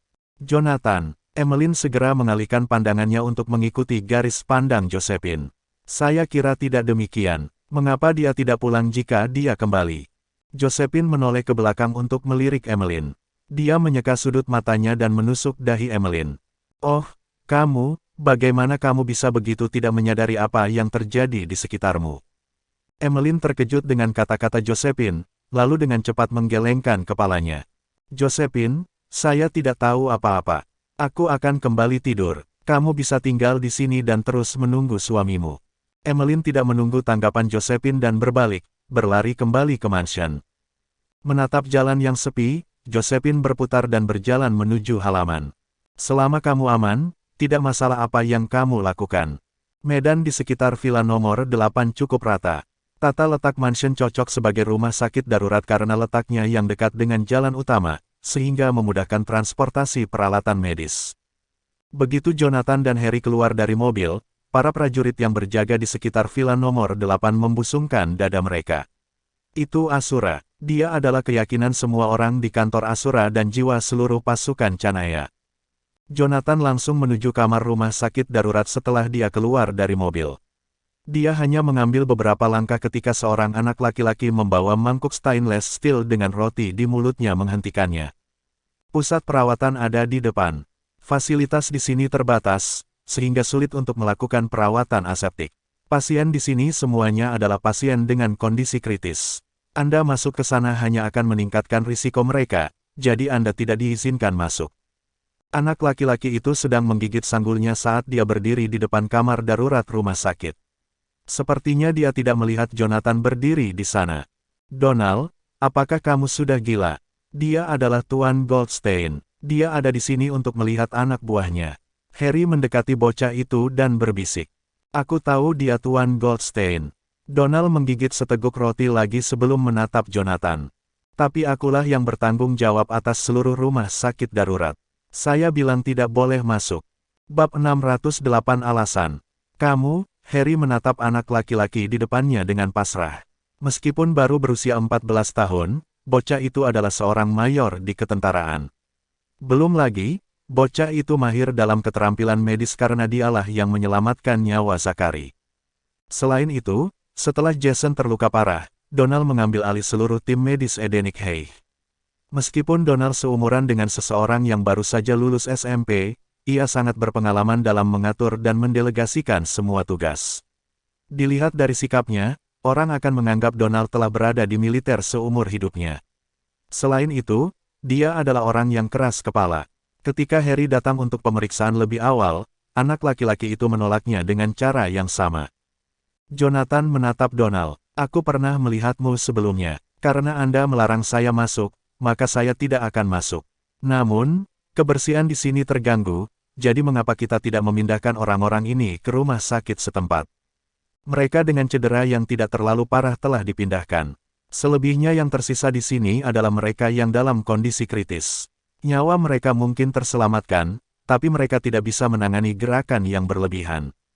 Donald menggigit roti lagi sambil berbicara. Saya khawatir mereka semua akan mati karena kehilangan banyak darah jika kita mencoba memindahkan mereka ke mobil. Oleh karena itu, mereka harus tetap di sini. Kalau begitu, siapa yang bisa saya kunjungi? Tanya Jonathan dengan tenang. Donald menunjuk ke Villa No. 8. Lantai pertama telah diubah menjadi ruang kesehatan. Zachary, Yasmin, dan Jason ada di sana. Fisik mereka lebih kuat, jadi mereka tidak akan mati karena gangguan pengunjung. Jonathan tersenyum tipis setelah mendengarkan tanggapan Donald. Dia segera berbalik dan melangkah menuju Villa No. 8. Berkeringat, Harry menggertakkan giginya dan memelototi Donald sebelum buru-buru berbalik dan pergi. Di lantai 1 Villa nomor 8, mata Jonathan berkilat dingin melihat Yasmin dan Zachary yang masih terbaring tak sadarkan diri di tempat tidur mereka. Jason adalah satu-satunya orang yang terjaga pada saat itu. Goldstein, Jason menyandarkan dirinya di tempat tidur ketika dia melihat Jonathan. Jonathan dengan cepat memanggil aliran energi spiritual yang lembut untuk menekan Jason kembali ke tempat tidur. Jonathan duduk di kursi dan berkata, hentikan kepura-puraan itu. Anda selalu penuh dengan diri sendiri dan berperilaku sembrono di depan saya. Anda tidak perlu bersikap sopan dan rendah hati sekarang. Katakan padaku, apa yang sebenarnya terjadi? Jason terkekeh. Itu bukan masalah besar. Beberapa hari yang lalu, 3 Grandmaster datang ke sini untuk membuat keributan. Kami menghadapi mereka, membunuh 2 orang dan menangkap 1 hidup-hidup dalam prosesnya. Apa yang Anda lihat sekarang adalah hasil setelah keributan itu. Jason menghela nafas ketika dia melihat Jonathan mengalihkan pandangannya ke 2 orang yang tidak sadarkan diri. Zachary menderita 4 tebasan pisau, dan salah satunya menembus perutnya. Untungnya, organ vitalnya tidak terluka. Dengan fisiknya, ia dapat mencapai pemulihan total dalam waktu sekitar 1 bulan dengan bantuan energi spiritual setelah kondisinya membaik. Adapun Yasmin, kerutan Jason semakin dalam. Dia memiliki tubuh fana, dan untuk membunuh pembudidaya dari keluarga Osborn, dia menggunakan darahnya sendiri sebagai katalis untuk meracuni lawannya. Meskipun kami mengatur agar dia menjalani transfusi darah sesegera mungkin, toksin itu masih menyebar ke seluruh tubuhnya. Apakah tidak ada cara untuk menetralkan racun? Tanya Jonathan sambil menatap Yasmin yang terbalut perban. Donald dan saya mencoba menetralkan racun dalam darahnya, tetapi tidak berhasil. Jason menghela nafas sambil menatap Yasmin. Aku tidak percaya manusia seperti dia bisa menghasilkan racun dengan potensi membunuh secara instan seorang kultivator di alam Grandmaster setelah terpapar. Dia benar-benar jenius dalam memanfaatkan racun. Detik berikutnya, Jonathan mengeluarkan kotak warna merah. Jason menerima kotak itu, dan begitu dia membukanya, aroma tumbuhan samar tercium dari kotak itu. Ini, Tuan Goldstein, Anda menemukan obatnya. Bisakah obat ini menyelamatkan nyawa Yasmin? Jonathan menanyai Jason. Jason tercengang saat dia menatap Jonathan. Jonathan meninggalkan Jadeboro untuk mencari pil penyelamat untuk mengobati kondisi Sofia. Jason tidak percaya Jonathan bersedia menggunakan obat itu pada seorang pembunuh setelah semua kesulitan yang dia lalui untuk mendapatkan pil penyelamat itu. Goldstein, saya melakukan penelitian tentang obat ini. Pil ini mengandung energi paling netral yang dapat menopang daya hidup seseorang, tetapi tidak dapat digunakan untuk tujuan detoksifikasi. Jonathan sedikit mengangguk setelah mendengar itu. Saya mendapatkannya. Saya akan meninggalkan pasien dalam perawatan Anda. Saya akan pergi sekarang untuk mengurus beberapa hal lain. Tanpa menjelaskan lebih lanjut, Jonathan bangkit dan pergi. Harry buru-buru membuka pintu mobil ketika dia melihat Jonathan keluar dari villa. Goldstein, apakah kita akan kembali ke villa nomor 1? Tidak, ayo pergi ke pusat komando sementara. Pada saat itu, lapangan bulu tangkis interior Edenic High yang luas telah dikosongkan, dan interiornya kini dilengkapi dengan lebih dari 10 komputer dan berbagai perangkat komunikasi. Sebuah layar besar di depan Jonathan menampilkan semua siaran langsung dari 300 kamera pengawas yang terpasang di setiap sudut Edenic High. Harry, beritahu 8 Raja Perang bahwa aku ingin mengadakan pertemuan. Iya Pak, pusat komando sementara dibebaskan dari personel lain dalam waktu kurang dari 10 menit. Selain Jonathan, Harry adalah satu-satunya anggota lain yang diizinkan berpartisipasi dalam pertemuan itu. Rekaman pengawasan di layar besar di depan mereka menghilang satu persatu, dan layar segera dibagi menjadi 12 tampilan individu. Goldstein, kita bisa mulai sekarang, kata Harry, berdiri di kejauhan, kepada Jonathan. Mengikuti anggukan Jonathan, Harry dengan ringan mengetuk remote dengan jarinya. 7 tampilan menyala berturut-turut di layar besar. Selain Zachary dan Dorian yang tidak sadarkan diri, Andy dan yang lainnya berdiri tegak di depan kamera, mengenakan seragam militer. Goldstein, mereka menyapa dan memberi hormat kepada Jonathan. Jonathan duduk di kursinya dalam diam dengan pandangan tertuju pada layar ke-8. Selama beberapa menit berikutnya, dia tidak mengatakan sepatah kata pun. 5 orang lainnya tetap berdiri dan menunggu dengan tenang juga. Akhirnya, Jonathan menghela nafas. Duduk, Hades dan yang lainnya duduk setelah menerima instruksi. Saat itu, layar ke-8 tiba-tiba menyala. Gambar Carl yang sedang mengisap cerutu muncul di depan mata semua orang. Carl, cek kamu, berani sekali kau menunjukkan dirimu. Petik 2. Hades dan yang lainnya langsung melompat berdiri dan mengutuk Carl begitu Carl bergabung dalam rapat.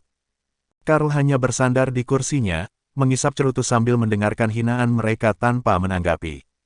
Jonathan menatap Carl dan berkata tanpa ekspresi, cukup. Tenang, kalian semua, bahkan yang terdekat di antara kami harus menempuh jarak lebih dari 1000 km untuk mencapai sisi timur laut dunia. Memarahinya sekarang tidak ada gunanya dan tidak efektif, jadi diam saja. Setelah mendengar kata-kata Jonathan, yang lain kembali ke tempat duduk mereka dengan marah. Sementara itu, Carl meletakkan cerutu di tangannya di atas meja, berdiri, dan memberi hormat kepada Jonathan. Goldstein, ini terakhir kalinya aku memberi hormat padamu. Terima kasih telah menyelamatkan hidupku 2 tahun lalu. Jonathan memandang Carl dengan ekspresi tanpa amarah. Carl, kamu melakukan pekerjaan yang luar biasa dalam pertempuran di penjara Crimson Utara. Anda berhasil menghancurkan kota saya hanya dengan 1000 orang, menyebabkan kematian hampir 70.000 orang. Perang ini akan dikenang oleh semua orang di dunia, seperti pertempuran di Sungai Onsi beberapa tahun lalu. Saya tidak ingin berdiskusi dengan Anda siapa yang harus disalahkan dalam masalah ini. Saya hanya ingin Anda memberi saya alasan mengapa Anda menyerang kantor Asura. Bab 609 Tinggalkan kantor Asura. Mengikuti kata-kata Jonathan, selain Zakari dan Dorian yang kehilangan kesadaran, raja perang lainnya tampak muram. Semuanya selamat dari pertempuran yang tak terhitung jumlahnya. Meskipun mereka tidak terlalu sering berhubungan, Jonathan tahu dia bisa mempercayai mereka dengan hidupnya. Saat itu, Jonathan tidak akan pernah mempercayakan Karl untuk menjaga wilayah terpenting Doveston jika dia bukan orang yang dia percayai. Namun, bahkan seseorang seperti Karl mengkhianati kantor Asura, tidak ada yang tahu alasannya. Di bawah pengawasan semua orang, Karl tampak sangat tenang. Apakah kamu percaya padaku jika aku memberitahumu bahwa istri dan anak-anakku ditawan oleh Remdik? Jonathan menggelengkan kepalanya sedikit. Karl, meskipun kita baru bersama kurang dari setahun, kita telah melalui banyak situasi hidup dan mati. Kembali ketika Anda pergi berperang dengan saya, seluruh keluarga Anda telah ditangkap oleh musuh. Namun, Anda bahkan tidak menyerah. Anda tidak pernah ragu dalam memimpin pasukan dan berperang melawan musuh. Apa yang membuatmu berpikir aku akan mempercayaimu sekarang? Jangan repot-repot berbicara sampah. Ceritakan alasanmu agar aku tahu kesalahanku. Saat Jonathan berbicara, dia terdengar sangat tenang, tapi matanya merah. Dia telah mencengkeram kursi begitu erat sehingga buku-buku jarinya menjadi pucat. Tidak ada yang bisa mengerti betapa tersiksanya Jonathan saat itu. Sejak Jonathan bergabung dengan militer, dia telah melalui banyak hal. Saat Jonathan pertama kali mendirikan kantor Asura, dia tidak punya ambisi apapun. Adapun Karl dan yang lainnya, mereka telah bergabung secara sukarela dan berharap dapat menciptakan Canaya yang lebih damai dalam jangka panjang.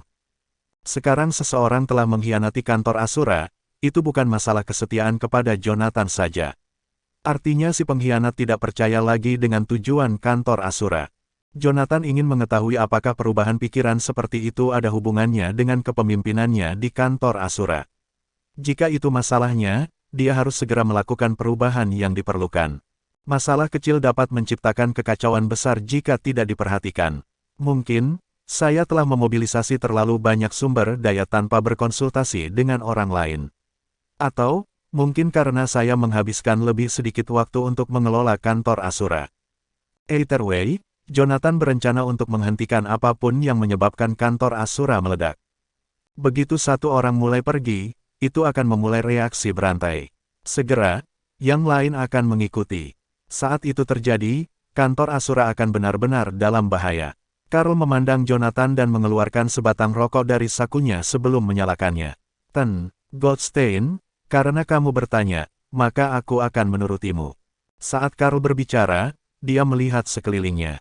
Untuk kalian semua, aku tahu kalian membenciku. Tapi saya ingin Anda memperhatikan apa yang harus saya katakan selanjutnya. Jonathan mengangguk sebelum berkata, lanjutkan. Kita semua mendengarkan. Karl mengembuskan asap sebelum mengatakan apa yang diinginkannya. Goldstein, izinkan saya menanyakan sesuatu. Mengapa kami mendirikan kantor Asura pada awalnya? Jonathan menjawab, untuk menghentikan semua perang dan mengubah Canaya menjadi tempat yang damai. Lalu, apa yang telah kamu lakukan? Tanya Karl dengan cemberut. Beraninya kamu, raung Hades. Karl, saat itu, Tuan Goldstein lah yang menyelamatkan seluruh keluargamu. Saat ini, Anda menanyainya. Aku tidak percaya kamu adalah orang yang tidak tahu berterima kasih.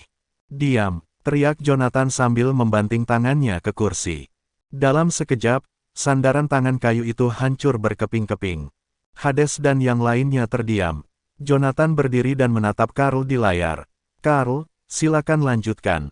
Di layar lebar, Hades dan yang lainnya juga berdiri saat Jonathan berdiri. Mereka tidak berani tetap duduk kecuali Karl. Karl terus duduk di kursinya dan menyalakan sebatang rokok lagi.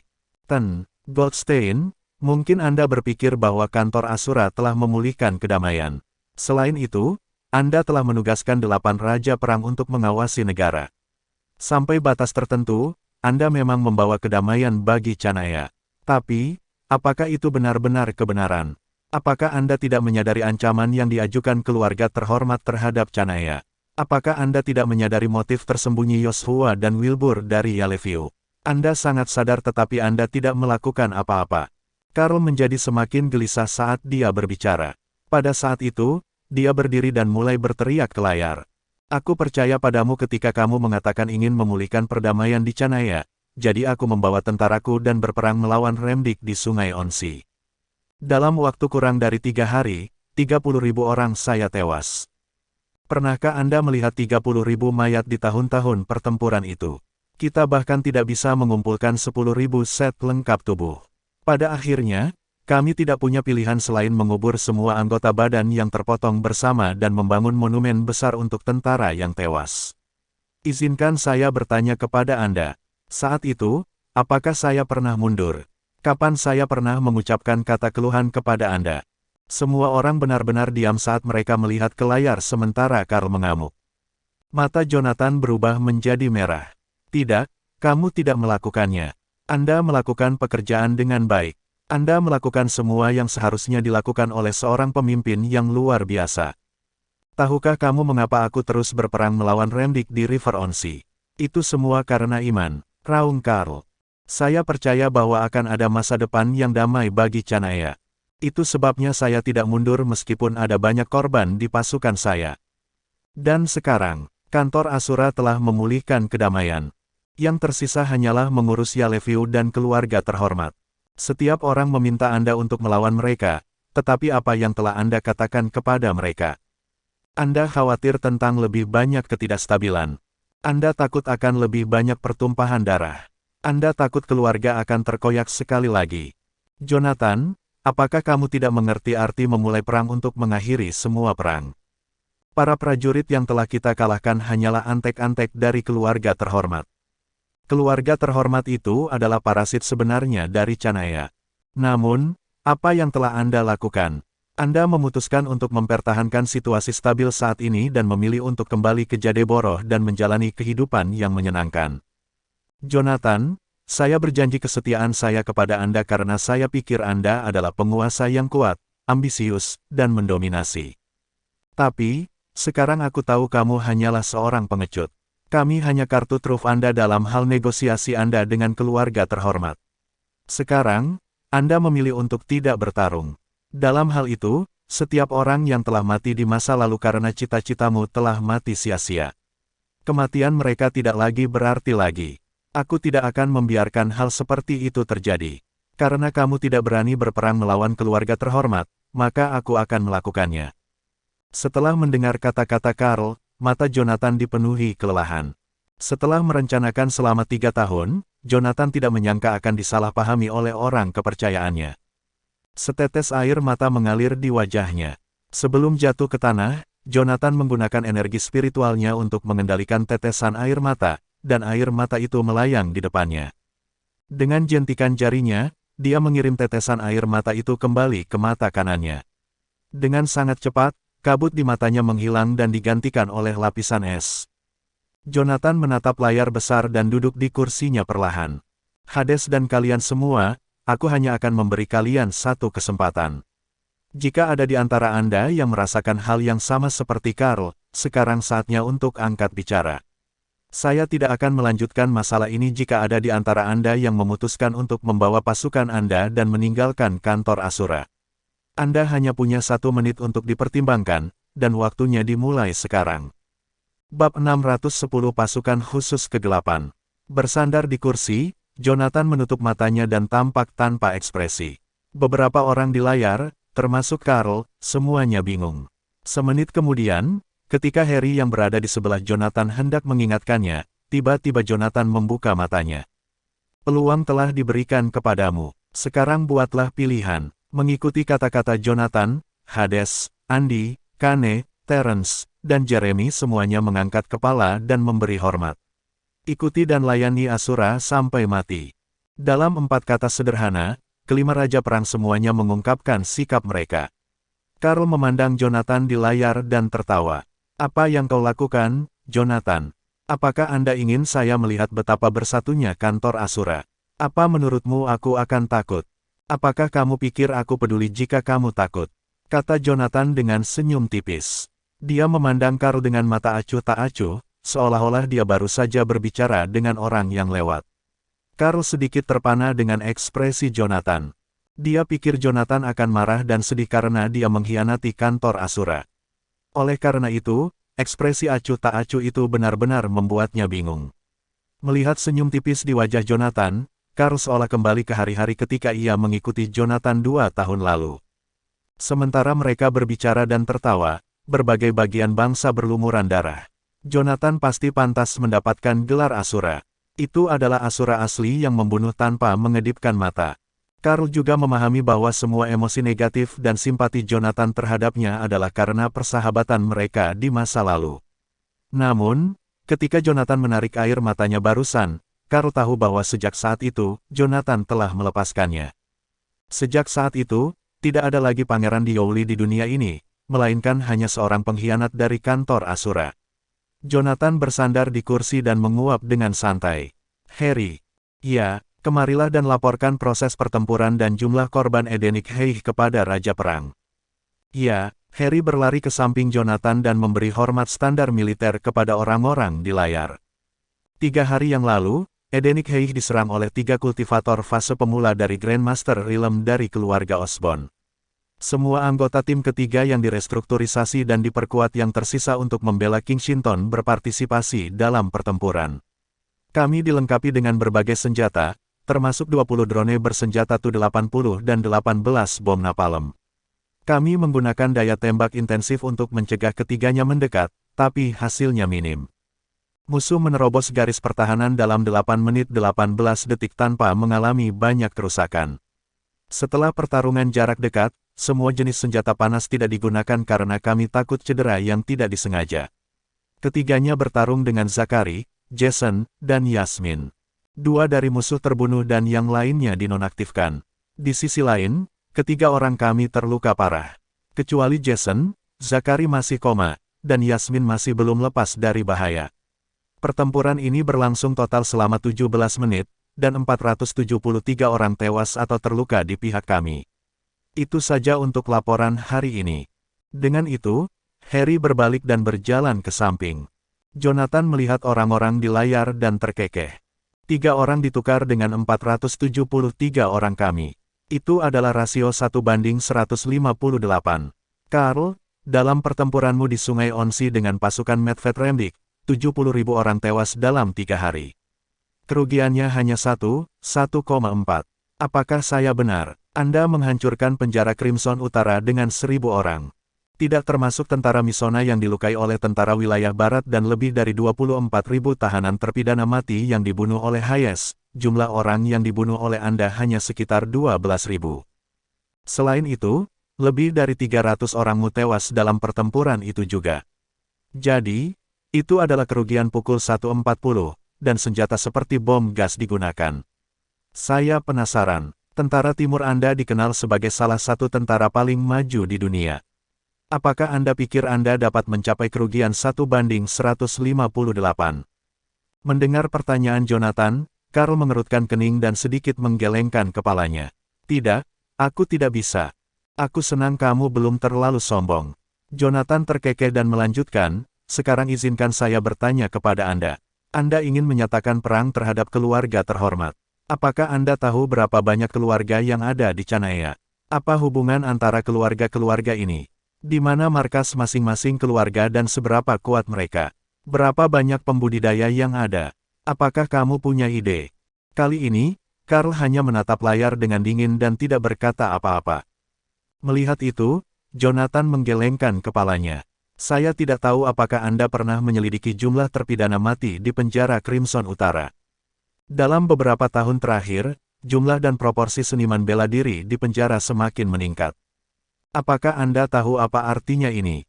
Artinya dalam waktu dekat, perang skala besar masih akan didominasi oleh prajurit elit yang terlatih, namun semua pembunuhan, penyergapan, blokade, dan penerobosan akan dilakukan oleh ahli bela diri. Dilihat dari pertempuran di Edenic Heights, jika lawan mengirim 1 Realm Grandmaster lagi, saya khawatir seluruh tim yang diperkuat akan terbunuh. Karl, apa menurutmu aku tidak berani bertengkar dengan keluarga terhormat? Tahukah Anda apa arti seorang kultivator alam Grandmaster bagi keluarga terhormat yang memiliki pengalaman ribuan tahun? Tidak ada apa-apa selain sampah. Mendengar kata-kata Jonathan, ekspresi para raja perang di layar menjadi serius. Nyatanya, setelah kantor Asura menstabilkan berbagai bagian negara, para raja perang itu selalu ingin menyatakan perang terhadap keluarga terhormat. Orang-orang ini adalah prajurit sejati yang selamat dari pertempuran yang tak terhitung jumlahnya. Oleh karena itu, mereka percaya pada kekuatan di tangan mereka. Jonathan baru menjadi tentara selama 3 tahun, dan dia sendiri adalah seorang kultivator yang kuat. Jadi dia mengerti betapa menakutkannya para pembudidaya.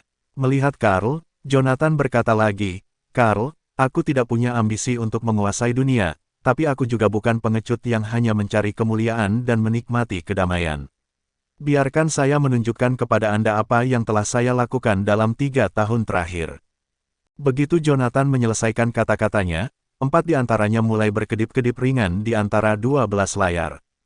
Semua orang melihat ke-4 layar yang berkedip-kedip, dan 4 sosok bertopeng hitam terlihat di masing-masing layar. Mereka berempat sedikit mengangguk dan menyapa Jonathan, "Salam, Asura." Suara ke-4 pria ini sangat serak. Jelas bahwa suara mereka telah dimodifikasi secara khusus. Latar belakang mereka juga putih polos, tanpa ciri lain. Pertemuan antara Asura dan 8 raja perang tidak diragukan lagi merupakan pertemuan yang penting. Semua orang di pertemuan itu termasuk Hades sedikit terkejut dengan kemunculan tiba-tiba ke-4 pria ini karena seluruh kantor Asura belum pernah mendengar tentang mereka. Izinkan saya memperkenalkan kepada Anda 4 orang yang bertanggung jawab atas pasukan khusus kegelapan di kantor Asura. Mereka semua telah menyelesaikan kultivasi mereka di alam Grandmaster. Para raja perang melebarkan mata mereka setelah mendengar itu. Pasukan khusus kegelapan. Dari nama grup ini, mereka dapat mengetahui bahwa orang-orang ini bertindak dalam bayangan. Dari 8 raja perang yang dikembangkan Jonathan, hanya Hades dan Karl yang telah mencapai tahap akhir dari alam Grandmaster. Mereka melihat ke-4 pria yang telah menyelesaikan kultivasi alam Grandmaster mereka dan merasakan tekanan yang sangat besar. Bersambung.